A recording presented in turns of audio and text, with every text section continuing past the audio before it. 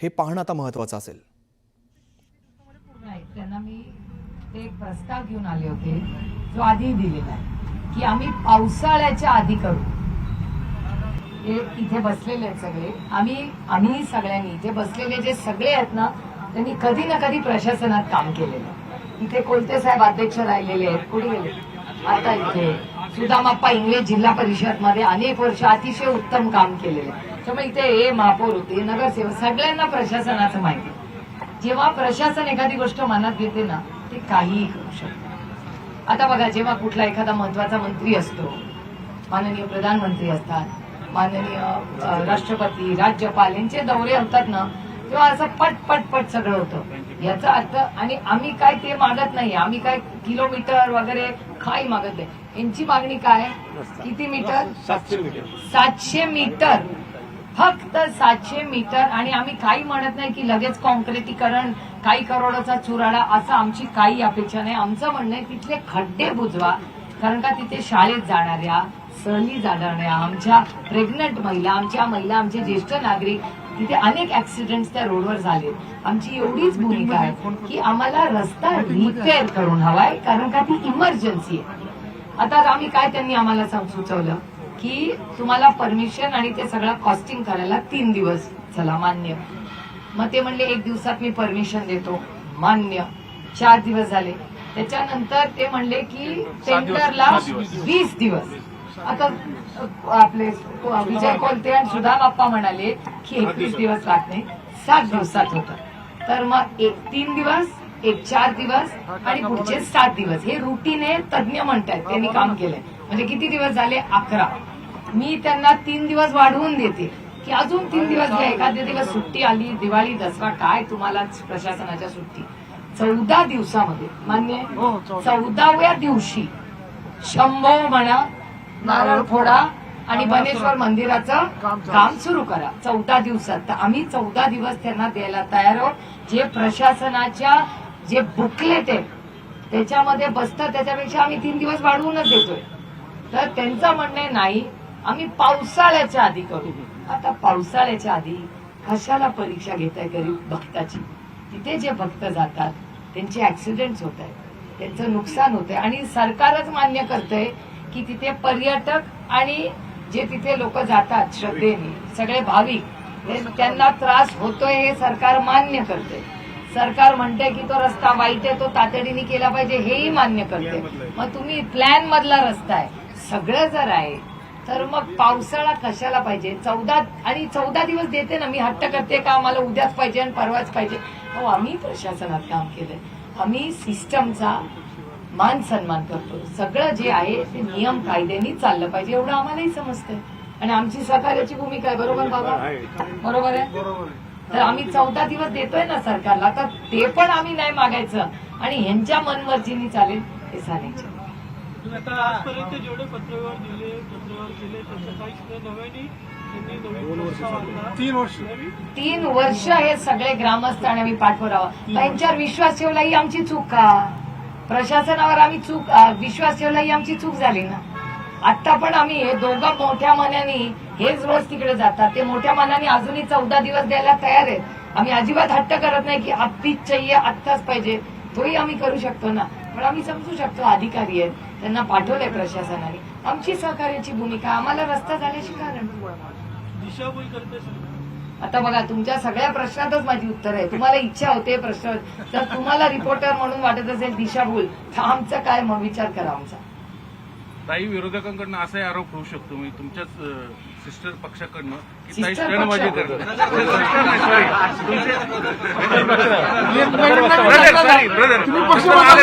Brother पक्षाकडनं असा आरोप होतो की ताई पुन्हा स्टंटबाजी करतात कलेक्टरच्या दारात बसून. ठीक आहे ना, करू दे ना, मला काय त्याच्यात कमी वाटत नाही. ही लोकशाही आहे, लोकशाहीत प्रत्येकाला काहीही बोलायचा अधिकार आहे. त्यांनी बोलत राहावं, आम्ही काम करत राहू.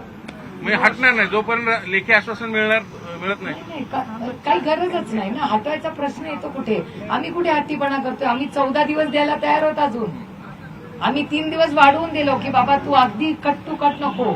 7 दिवस प्रोसेस, 1 दिवस परमिशन, 3 दिवस. आणि ते स्वतःच म्हणले की कलेक्टर 50 लाख रुपये द्यायला अप्रुव्हल आता देत आहेत, तर ते जर तयार आहेत तरी आम्ही 15 दिवस 14 दिवस 15व्या दिवशी सकाळी शंभो म्हणून नारळ फोडायचा. सिंपल. आता दादांनी ठरवलं तर एका 5 मिनिटात ते सगळं होईल एका फोनवरती. मग दादांना तुम्ही आवाहन करणार का पुढं? मी महाराष्ट्र सरकारला विनम्रपणे सकाळपासून नाही गेले अनेक महिने अतिशय विनम्रपणे आवाहन करते.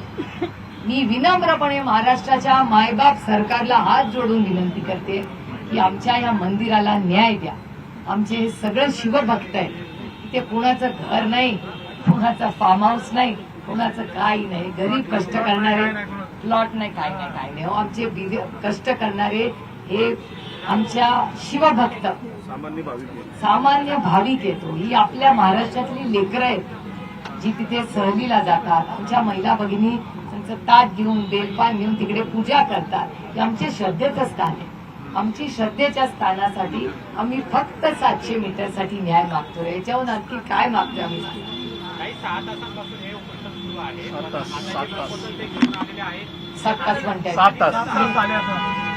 8 तास ते घेऊन आले ते आधीच आहे. म्हणजे तुम्ही आधी ज्या चर्चा करत होता तेच आता सुद्धा त्यांनी समोर नाही गांभीर्य नाही त्याच्यात. पॉइंट अर्थातच गांभीर्य नाही ना. आम्हाला तारखी डेट्स पाहिजेत. कसं आहे, आम्ही 2-3 वर्ष खूप प्रेमाने विश्वासाने आतापर्यंत आम्ही ठीक आहे करतील सोडत आलो. आता जेव्हा नाहीच होत आणि तिथे ऍक्सिडेंट्स होत आहेत, तिथे यंग कपल नवरा बायको जातात, ज्येष्ठ नागरिक जातात, महिला जातात, शाळेची मुलं जातात, म्हणजे ऍक्सिडेंट्स झाले. विचारा या ताई आहेत हे त्यांना विचारांनी रोज असतात तिकडे सहलीला मुलं जात. तुम्ही सगळे रोज असतात ना, विचारा ना कुणाला. आणि तुम्ही आमचा विश्वास येऊ नका, तिथे जाऊन ऑडिट करा ना. हा किती ऍक्सिडेंट होतात सांगा मला. मग त्याच्यासाठी मग आणि खूप श्रद्धेने लोक जातात. मार्ग काय म्हणता याच्यात? जिल्हाधिकारी ताई शकाप कार्यालय हो बसून आहे तिकडे. पत्रकार संघातही जाऊन आले वार्तालाप करून, पण तुमच्याकडे साधे आम्ही विचारलं तेव्हा मी येणार नाही, माझे अधिकारी येतील. 7 तासानंतर पाठवणार. मला खरंच काही फरक पडत नाही. प्रशासनाला मला कोणी काम असं झाल्याची कारण मग त्यांनी त्यांचा सगळ्यात छोटा मोठा लोक माझ्यासाठी छोटी मोठी नसतात. मला काम महत्वाचं असतं. त्याच्यामुळे माझं काम झाल्याची कारण आपल्याला काय फरक पडतो? आम्हाला आमचा 700 मीटरचा रस्ता आमचे शिवभक्त तिकडे व्यवस्थित आला. सगळ्या पदाधिकाऱ्यांनी आणि बाबांच्या हस्ते कृपया त्यांनी नारळ या ठिकाणी लिंबू सरबत या ठिकाणी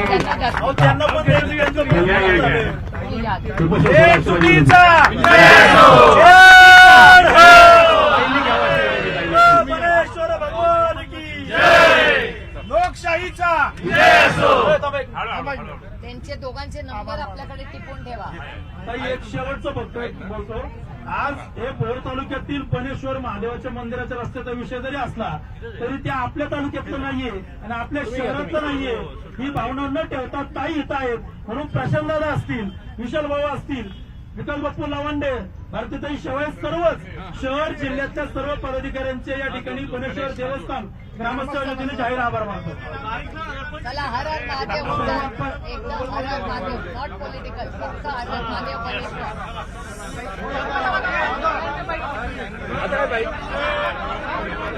बोल ना एकदा. गणेश हर हर महादेव.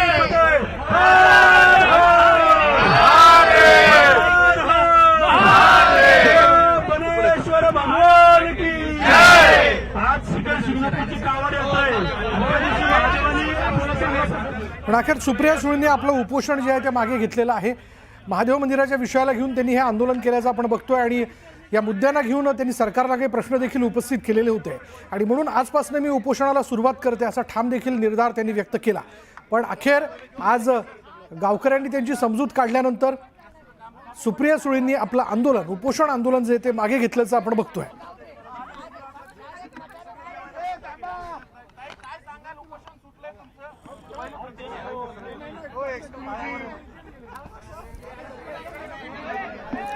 या उपोषणाच्या माध्यमातून त्यांनी काही वेगवेगळे प्रश्न सरकारच्या कारभारावरती उपस्थित केलेले होते.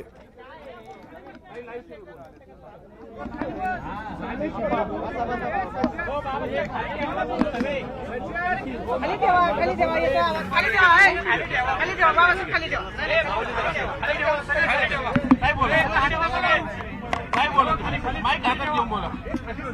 माईक देता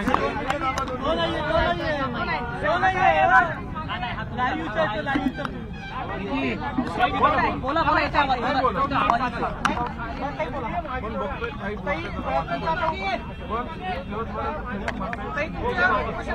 झालेला आहे.